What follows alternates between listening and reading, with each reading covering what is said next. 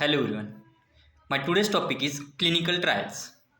Clinical trials are systematic investigations involving human participants to assess the safety, efficacy, and outcomes of the new medical interventions. These new medical interventions can include drugs, treatment, devices, or preventive measures. The process is crucial for advancing medical knowledge, developing new therapies, and ensuring patient safety. Clinical trials after the approval of IND, that is investigational new drug, by regulatory authorities starts clinical trials. Clinical trials includes different phases which are phase 0, phase 1, phase 2, phase 3 and phase 4. Phase 0 is a small scale studies to collect initial data on the drug's pharmacokinetics and pharmacodynamics. It includes the patient up to 20.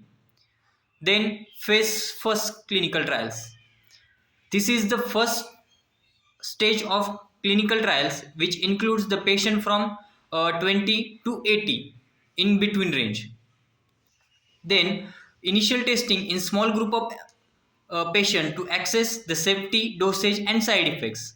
This includes the healthy volunteers, which includes the study of tolerability and safety. It includes single ascending dose and multiple ascending dose. Then the second is phase 2 clinical trials. It involves the participant from 100 to 300 with the disease condition. Expanded trials to evaluate efficacy and further assess safety in a larger group.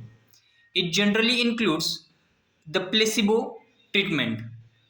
Then the third is phase 3 clinical trials. It is a large scale trials comparing the new interventions to standard treatments, assessing effectiveness, safety, and monitoring side effects. It is also called as therapeutic confirmatory phase.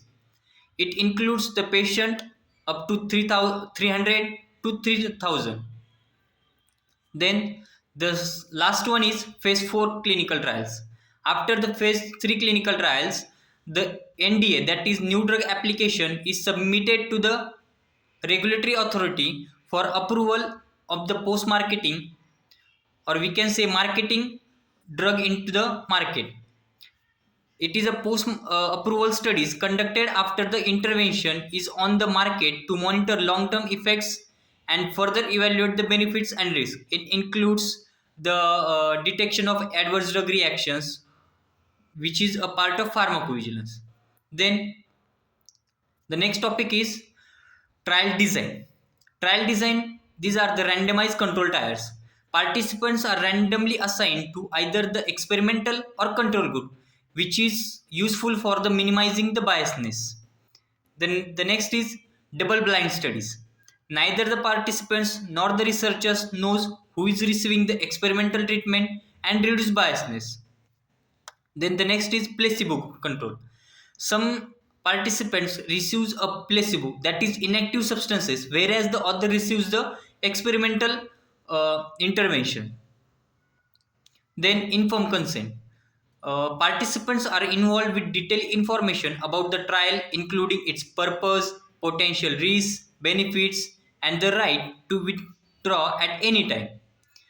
Informed consent is the process by which a participant is agree or willingly show his or her willingness to take part in the clinical trials. Informed consent ensure ethical conduct and as respect for participants' autonomy. Then the next part is there are several documents which are involved in clinical trial. The first is protocol.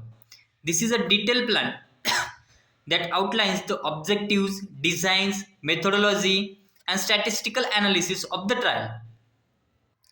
Protocols are the set of principles and guidelines that needs to be followed while conducting the clinical trials. Then the next is investigator's brochure.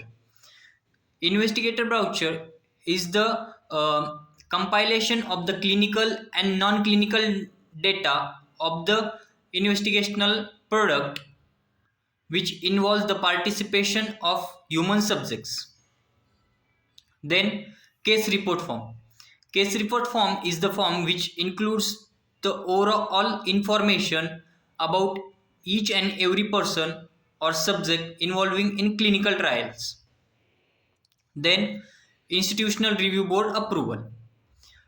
Before a clinical trial can begin, it must receive approval by the independent ethics committee, which is a committee which is helpful in the protecting the rights and safety of the trials participants. Then our next part is regulatory oversight. Clinical trials adhere to the strict regulatory guidelines and are overseen by ethics committees and regulatory authorities. These measure these measures ensure participants' safety, ethical conduct, and the reliability of the trials results. Then the next part is data collection and analysis. Rigorous data collection methods, including monitoring adverse effects and endpoint, contribute to the reliability of the trial results. Statistical analysis is employed to interpret the data and draw meaningful conclusions.